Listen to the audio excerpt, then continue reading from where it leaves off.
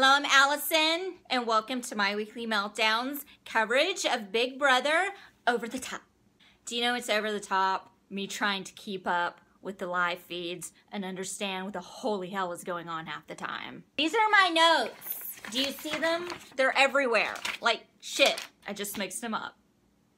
So basically, I'm going to try to break down as best I can for the people who are like me, who don't really have time, who have freaking day jobs and can't watch the live feeds nonstop.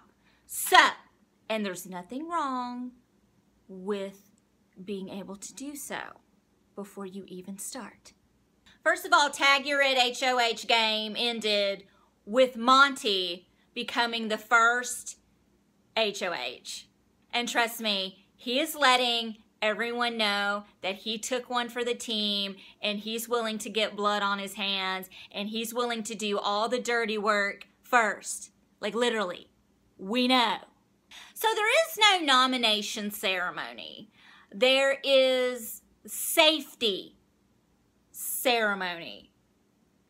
Basically, the head of household stares at a board with all the faces of the house guests on it and picks who's safe, like a process of elimination. Kind of like a fucking nomination ceremony, okay? But before the nomination ceremony, Monty is acting like he's the godfather, the Big Brother godfather, and he is bringing one person up at a time. Not to talk game, not to strategize, just to, he wants to know where everyone's head's at, and he just wants to get to know everybody. Dude had cornbread up in the HOH room for about 45 damn minutes. How are you going to tell me you're not strategizing with cornbread? What are you talking about? Cow tipping and the freaking redneck Olympics? I can't freaking handle him for more than 5 minutes.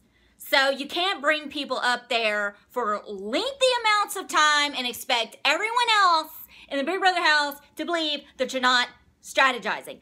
Oh, and here's another thing that I absolutely love. Monty thought the HOH couldn't participate in the power of veto. How do you not know this? Like seriously, how do you not know this? Like everyone knows this. Everyone! So basically, after staring at the Big Brother board for dummies, Monty nominated Jason, shocker, and Danielle as a pawn. What they didn't know is that America got to nominate a third nominee, and that nominee is none other than Honey Boo Boo's uncle, Cornbread. Cornbread is not taking this well. Cornbread's walking around pouting. At first he was like, well, I wonder, everybody, America just voted for me to be nominated because they knew I was that safe.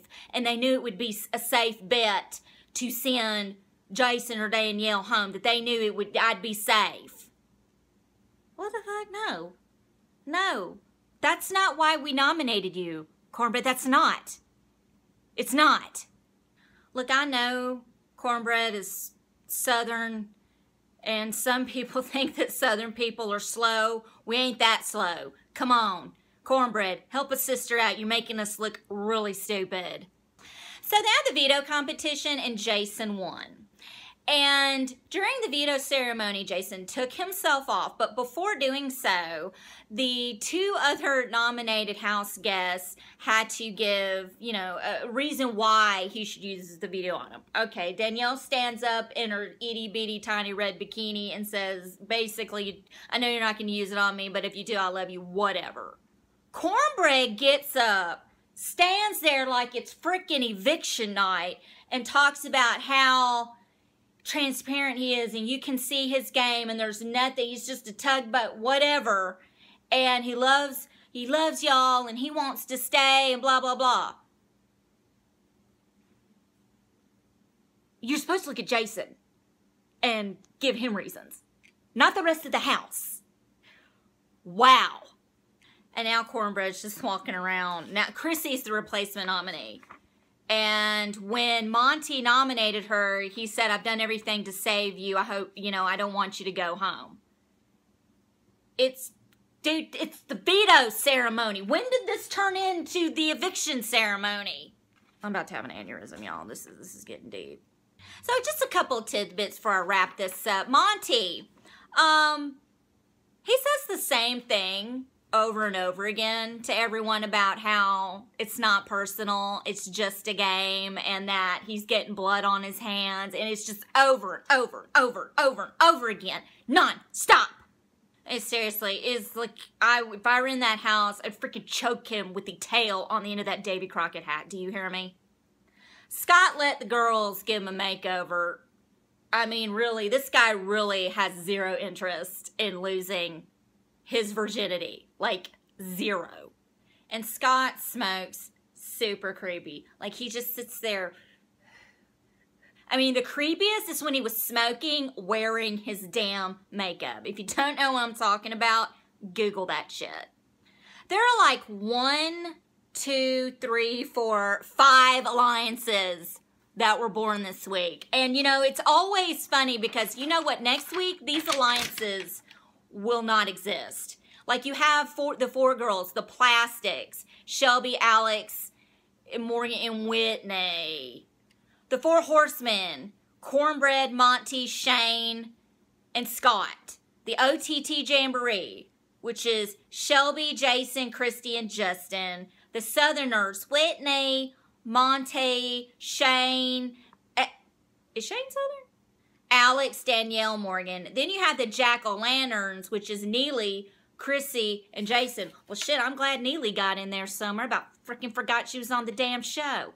If you're looking for awesome Big Brother groups like Rants and Giggles, Big Brother Over the Top, Big Brother Spoilers, BBUS, go down to the body of this video and please check out the awesome Big Brother groups.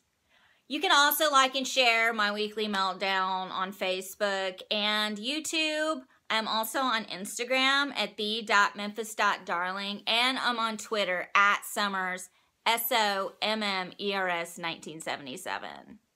Thank you so much for watching, and I will see you guys Thursday night.